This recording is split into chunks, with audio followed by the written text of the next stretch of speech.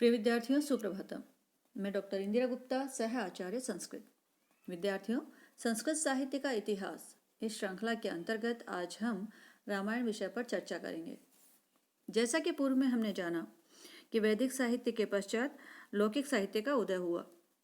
संस्कृत का यह लौकिक साहित्य भाषा, भाव एवं विषय तीनों ही दृष्टियों से अत्यंत महत्वपूर्ण है, परंतु वैदिक साहित्य एवं लौकिक साहित्य के मध्यवर्ती युग में दो ऐसे महान ग्रंथ लिखे गए जो वस्तुतः इन दोनों युगों को स्पष्ट रूप से पृथक कर देते हैं, और ये ग्रंथ हैं रामायण और महाभारत। रामायण की उत्पत्ति एवं उसके आकार प्रकार पर प्रकाश डालें, इससे पहले आवश्यक है कि जो रामायण के रचयिता हैं वाल्मीकि, जो कि आदि कवि के रूप में भी प्रसिद्ध हैं, उनके जीवन दर्शन को जाना जावे। वाल्मीकि से संबंधित दो प्रसिद्ध कथाएं हमें उपलब्ध होती हैं। उन कथाओं में से प्रथम कथा का सार है कि एक डाकू को वाल्मीकि के रूप में प्रतिष्ठित करना, तथा द्वितीय कथा का सार है रामायण लिखने की प्रेरणा प्राप्त होना। प्रथम कथा के अनुसार वाल्मीकि एक रत्नाकर नाम के डाकू थे और घने वन में यात्रियों को लूट लेना ही उनका व्यवसाय और आजीविका था।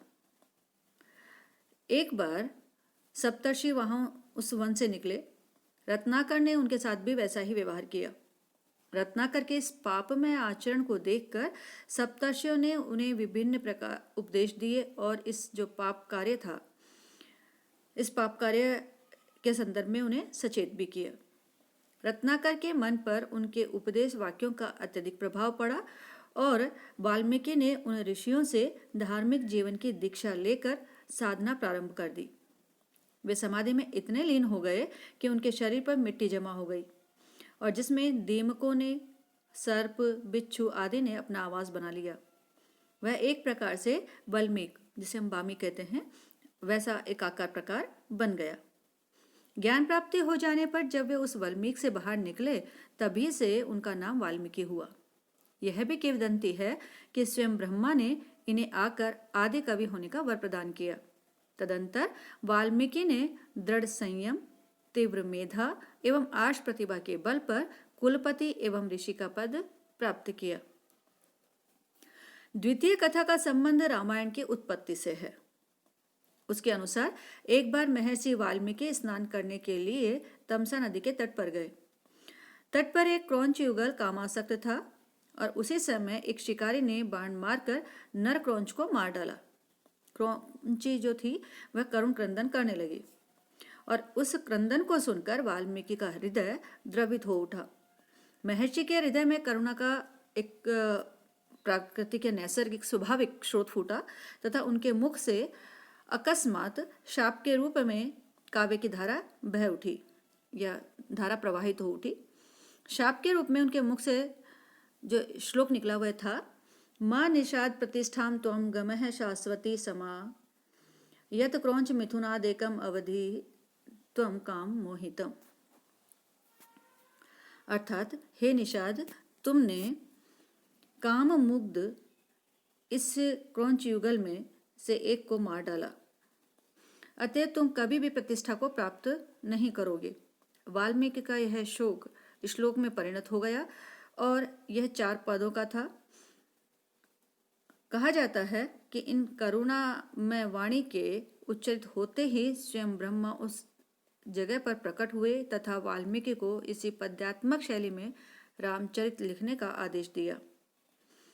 ब्रह्मा ने वाल्मीकि को आर्ष चक्षु होने का भी वरदान दिया, जिससे वे अपने कथा नायक के भूत, वर्तमान तथा भविष्य को देख सके। इस ग्रंथ को चतुर्विंशति सहस्र संहिता भी कहा जाता है, क्योंकि इसमें 24,000 श्लोक हैं जो कि 7 कांडों में विभाजित हैं। विद्वानों का कथन है कि प्रत्येक 1000 श्लोक, मतलब प्रत्येक 1000 श्लोक का जो प्रथम अक्षर है वो गायत्री मंत्र में ही अक्षर से प्रारंभ होता है। मतलब गायत्री मंत्र का जो अक्षर है उसके अक्षर से प्रारंभ होता है।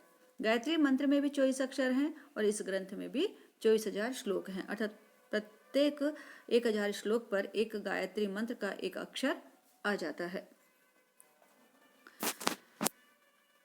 विद्वानों ने जो इनके रामायण का समय क्या रहा या वाल्मीकि का समय क्या रहा, इस पर भी चर्चा की।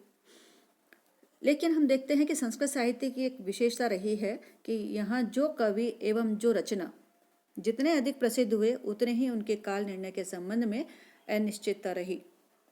रामायण और साथ में महाभारत को भी हम कहें तो ये दोनों ही महाकाव्य जो लौकिक साहित्य के आधार स्तंभ हैं, इन दोनों के काल निर्धारण का प्रश्न आज भी विचाराधीन है। यद्यपि प्रारंभ से ही रामायण के काल के संदर्भ में समय समय पर प्रयास किए जाते रहे हैं, परंतु इन प्रयासों के परिणाम स्वरूप जो तथ्य हमारे समक्ष उपस्थित हुए हैं, उनमें ऐक्य नहीं है। विद्वानों के मत की समीक्षा, विभिन्न विद्वानों ने अलग अलग मत दिए हैं, अतः उनकी समीक्षा करने के साथ ही अंत और बाह्य प्रमाणों के साक्ष्य के आधार पर रामायण की रचना काल हम देखें तो संहिता एवं ब्राह्मण काल के पश्चात तथा बौद्ध काल के पूर्व अर्थात 500 ईस्वी के पहले हो चुकी थी, ऐसा हम विचार करते हैं, ऐसा निर्धारित हो पाता है। हालांकि भारतीय जो परंपरा है इस तथ्य को स्वीकार नहीं करती, क्योंकि उनकी दृष्टि में राम त्रेता युग में हुए थे और वे सतयुग एवं त्रेता युग के संधि काल की बात करते हैं। रामायण का वर्ण विषय पर हम जाएं तो रामायण का वर्ण विषय राम कथा है और जो कि 7 कांडों में विभाजित है। 7 कांड हैं बालकांड, अयोध्या कांड, अरण्य कांड, किष्किंधा कांड, सुंदरकांड, युद्धकांड और उत्तरकांड। बालकांड यह रामायण का प्रथम कांड है जिसमें 77 सर्ग हैं। इन सर्गों में राम जन्म, उनका बालकाल एवं कौमारावस्थाएं, राम लक्ष्मण का विश्वामित्र के साथ वनगमन, वन में राक्षस वध एवं यज्ञ रक्षा, जनकपुरी में विश्वामित्र के साथ गमन, वहां शिव धनुष भंग करके जनक तनया सीता के साथ राम का विवाह तथा अन्य 3 भाइयों का जनक की अन्य पुत्रियों के साथ विवाह वर्णित है। इसके अलावा और भी बहुत सी कथाएं हैं जिसमें राजा सगर के 60,000 पुत्रों की कथा, कार्तिकेय का जन्म आदि, भागीरथ की कथा, ये सब आते हैं, द्वितीय अदिति की कथा आते हैं, लेकिन मुख्य कथा जो राम के बालकपन की है। फिर आता है अयोध्या कांड। इसमें अयोध्या कांड में 119 सर्ग हैं। काव्य की दृष्टि से यह कांड अत्यंत महत्वपूर्ण है। इसमें अधिकांश कथाएं राम के जीवन से संबंधित हैं। इसमें राजा दशरथ द्वारा राम राज्याभिषेक का आयोजन, ईर्ष्या दग्ध एवं क्रुद्ध केकई के द्वारा विघ्न, राजा दशरथ की वचन पूर्ति के लिए राम का सीता एवं लक्ष्मण सहित वनगमन और उन्हीं के वनगमन के साथ ही दशरथ की मृत्यु, ननिहाल से भरत का अयोध्या आगमन तथा राम को मनाकर वापस लाने के लिए चित्रकूट प्रयाण करना इत्यादि सम्मिलित हैं। राम लक्ष्मण का संदेह और वार्तालाप, भरत एवं राम का विलाप, तत्पश्चात भरत का नंदीग्राम में आकर निवास करना तथा उधर राम दंडकारण्य में प्रवेश करना आदि प्रमुख घटनाएं इस सर्ग में वर्णित हैं। इसके बाद आता है अरण्य कांड। इसमें 75 सर्ग हैं और राम तथा सीता एवं लक्ष्मण के साथ दंडक वन में निवास करते हैं, वह उसका पूरा वर्णन है। दंडकारण्य में ऋषियों द्वारा राम का स्वागत, राक्षसों से संघर्ष का सूत्रपात, विराध का सीता को छीनना तथा राम द्वारा उनका वध करना, पंचवटी में राम का आगमन, जटायु से भेंट, शूर्पणखा वृत्तांत, खरदूषण आदि 14,000 राक्षसों का वध, रावण द्वारा मारीच के माध्यम से कपट योजना द्वारा सीता का अपहरण तथा राम की व्याकुलता, विलाप एवं सीता की खोज का वर्णन इस कांड में किया गया है। उसके पश्चात आता है किष्किंधा कांड। किष्किंधा कांड में 67 सर्ग हैं। इन सर्गों में सीतान्वेषण में तत्पर राम की सुग्रीवादि से मैत्री, बाली वध तथा सीता को खोजने के लिए सुग्रीव का वानरों को आदेश देना, वानरों का मायासुर रक्षित ऋक्ष बिल में पहुंचना, वहां पर स्वयं प्रभा तपस्विनी से भेंट होना तथा उसकी सहायता से सागर तट पर पहुंचना, जामवान द्वारा हनुमान की उत्पत्ति का कथन, हनुमान का अन्य वानरों के साथ सीता की खोज में जाना तथा समुद्र तट पर पहुंचकर हनुमान का समुद्र लागने के लिए उत्साह प्रकट करना आदि प्रमुख घटनाएं वर्णित हैं। फिर आता है सुंदरकांड। इस कांड में 68 सर्ग हैं। इसका प्रारंभ हनुमान द्वारा समुद्र संतरण की घटना से होता है। समुद्र संतरण का कवि द्वारा अलंकृत एवं सुंदर वर्णन किया गया है। समुद्र संतरण करके हनुमान लंका पहुंचते हैं तथा वहां लंका के दर्शन करते हैं। कवि द्वारा लंका का भव्य वर्णन किया गया है, जिसमें रावण का विपुल ऐश्वर्य देखने को मिलता है। अशोक वन में हनुमान द्वारा सीता को देखना एवं वार्तालाप करना, तत्पश्चात उसके बाद में लंका दहन तथा सीता की चूड़ामणि एवं संदेश सहित हनुमान का वापस किष्किंधा नगरी में आकर राम से मिलना आदि घटनाएं वर्णित हैं। इसके बाद आता है युद्धकांड। चूंकि सुंदरकांड में वो सीता की निशानी भी लाके देते हैं, सीता का संदेश भी ला करके देते हैं और आकर के राम से मिलते हैं। उसके पश्चात युद्ध की तैयारी होती है। तो रामायण का जो यह कांड है अन्य कांडों की तुलना में बहुत बड़ा है। इसमें 128 सर्ग हैं। इस कांड की प्रमुख घटना राम द्वारा रावण का वध करना है। रावण वध के अलावा मेघनाद व कुंभकर्ण का वध भी इसी कांड में होता है। रावण वध के पश्चात राम के सम्मुख सीता का आगमन तथा राम का सीता को दुर्वचन कहना, लंका में विभीषण का राज्याभिषेक होना तथा राम के संदेह निराकरण के लिए सीता द्वारा अग्नि प्रवेश करके अपने पातिव्रत्य का प्रमाण देना, दशरथ का विमान द्वारा राम के पास आना, कैकेयी व भरत पर प्रसन्न होने के लिए प्रार्थना करना, इंद्र की कृपा से वानरों का जी उठना, वनवास की 14 वर्ष की अवधि पूर्ण हो जाने के कारण सीता लक्ष्मण सहित प्रसन्न राम का अन्य प्रमुख वानरों एवं राक्षसों के साथ पुष्पक विमान से अयोध्या लौटना, भाइयों का परस्पर मिलन होना तथा राज्याभिषेक होना, सीता का हनुमान को हार देना, राम राज्य का वर्णन एवं रामायण को सुनने से प्राप्त होने वाले फल का वर्णन इस कांड की प्रमुख घटना है। यह जो रामायण सुनने का जो प्रमुख फल है, उस फल की घटना जो है वही यहाँ पर उत्तर कांड को प्रक्षिप्त होने का एक कारण बनती है। लोग उसको उत्तर कांड को प्रक्षिप्त अंश कहते हैं।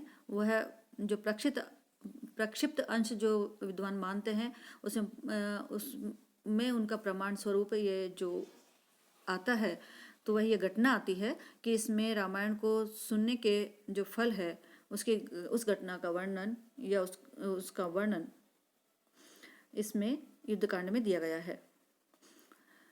उत्तरकांड सबसे अंत में आता है।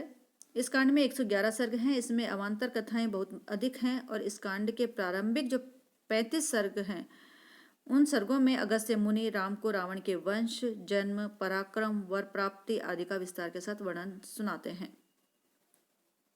हनुमान के जन्म की कथा, जनक, कैकेयी, सुग्रीव, विभीषण आदि का प्रस्थान, तदंतर सीता विषयक जनापोवाद सुनकर राम द्वारा सीता का निर्वासन, वाल्मीकि आश्रम में सीता को आश्रय प्राप्त होना, वहीं लव कुश का जन्म होना, राम का अश्वमेध यज्ञ, वाल्मीकि का यज्ञ में आगमन तथा लव कुश का रामायण गान, राम द्वारा सीता को अपनी शुद्धता सिद्ध करने के लिए शपथ लेने की बात कहना, सीता का शपथ लेना, भूतल से सिंहासन का प्रकट होना तथा सीता का रसातल में प्रवेश, अंत में राम की जल समाधि एवं रामायण के पाठ का फल कथन आदि घटनाएं वर्णित की गई हैं। विद्वानों के अनुसार लोकप्रिय होने के कारण रामायण में कुछ न कुछ प्रक्षेप समय समय पर जुड़ गए हैं। वर्तमान वाल्मीकि रामायण में 7 कांडों में बालकांड एवं उत्तरकांड प्रक्षिप्त है, ऐसा माना जाता है। हाँ, इस मान्यता के विरोध में भी विद्वानों की मान्यता है कि यह दोनों कांड वाल्मीकि के मौलिक रचना हो अथवा प्रक्षेप, किंतु ये दोनों कांड भी रामायण के तृतीय शती ईस्वी पूर्व तक सम्मिलित हो चुके थे। अतः रामायण में सम्मिलित हो जाने के कारण इन्हें अब हम प्रक्षिप्त नहीं मानते, ऐसा उनका कहना है। रामायण एक जो है उपजीव्य ग्रंथ भी रहा है। इससे की जो घटना है, जो इसकी छोटी छोटी कथाएं हैं बीच में, वे लोगों के ग्रंथ की का विषय वस्तु बनती रही हैं। पंडित शिव प्रसाद त्रिपाठी जो है उन्होंने कहा भी है, कविंदुम नौमी वाल्मीकिम यस्य रामायणीम कथाम चंद्रिकाम इव चिन्वंती चकोरा इव साधवः। मैं कवि चंद्र वाल्मीकि को प्रणाम करता हूँ, जिनकी रामायण कथा को विद्वानगण उसी प्रकार चुनते हैं जिस प्रकार चकोर चंद्रमा की चांदनी को। और इस से प्रमाणित होता है कि रामायण संस्कृत साहित्य का उपजीव्य ग्रंथ है, जिसकी विषय सामग्री को आधार बनाकर साहित्य सृजन किया जाता है और किया जाता रहा है। आगे हम जो रामायण कालीन जो समाज है उसके संबंध में चर्चा करेंगे। धन्यवाद।